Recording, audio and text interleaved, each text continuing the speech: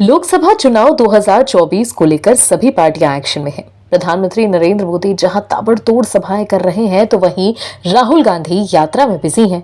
इंडी गठबंधन के नेता भी कह रहे हैं कि राहुल गांधी को घूमना फिरना बंद करके सीटों के बंटवारे पर ध्यान देना चाहिए।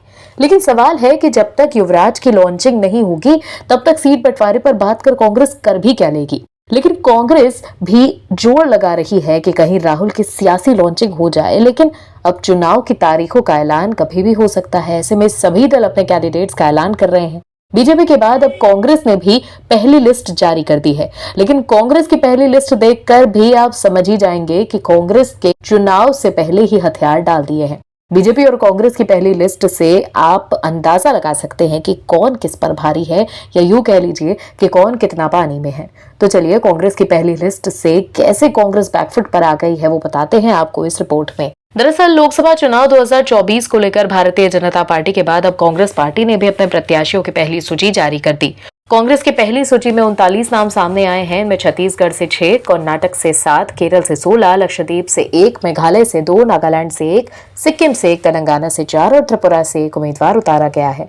इसमें वायनाड से राहुल गांधी, जैसा कि सबको मालूम था, तिरुवनंतपुरम से शशि थरूर, अलुब्झा से केसी वेणुगोपाल, राजनांदगांव से भूपेश बघेल, मेघालय से विसेंट पाला और त्रिपुरा वेस्ट से आशीष साहा का नाम सामने आया है। 39 उम्मीदवारों वाली कांग्रेस की इस पहली सूची में 15 उम्मीदवार सामान्य कैटेगरी यानी जनरल कैटेगरी से हैं, जबकि 24 उम्मीदवार पिछड़े, दलित, आदिवासी और अल्पसंख्यक समाज से आते हैं। कांग्रेस की पहली लिस्ट आने से पहले चर्चा थी कि वाराणसी से प्रधानमंत्री मोदी के सामने अजय राय को उम्मीदवार बनाया जा सकता है। वहीं बाराबंकी से तनुज पुनिया के नाम की चर्चा थी। हालांकि इन नामों के ऐलान नहीं किए गए। वहीं राहुल गांधी को एक बार फिर से वायनाड से प्रत्याशी बनाया गया है। पिछले चुनाव में राहुल गांधी ने 2 सीटों से चुनाव लड़ा था। राहुल गांधी को अमेठी सीट से हार का सामना करना पड़ा था। बीजेपी की स्मृति ईरानी ने राहुल गांधी को वहां से हरा दिया था। दूसरी सीट राहुल गांधी ने वायनाड की चुनी थी। यहां से राहुल गांधी को जीत मिल गई थी। वहीं आशंका जताई जा रही थी कि कांग्रेस प्रियंका गांधी वाड्रा को लेकर के भी कोई घोषणा कर सकती है, मगर कांग्रेस ने सिर्फ राहुल गांधी के वायनाड से चुनाव लड़ने की घोषणा की और प्रियंका गांधी वाड्रा के बारे में कोई जानकारी नहीं दी। वहीं अब आपको बताते हैं कि कांग्रेस कैसे बीजेपी से पीछे रह गई है। दरअसल बीजेपी ने अपनी पहली लिस्ट में 195 उम्मीदवारों की घोषणा की थी, लेकिन कांग्रेस ने सिर्फ 39 उम्मीदवारों के नामों का ऐलान किया है। ऐसे में सवाल है कि क्या कांग्रेस के पास चुनाव लड़ने के लिए कैंडिडेट भी नहीं बचे हैं।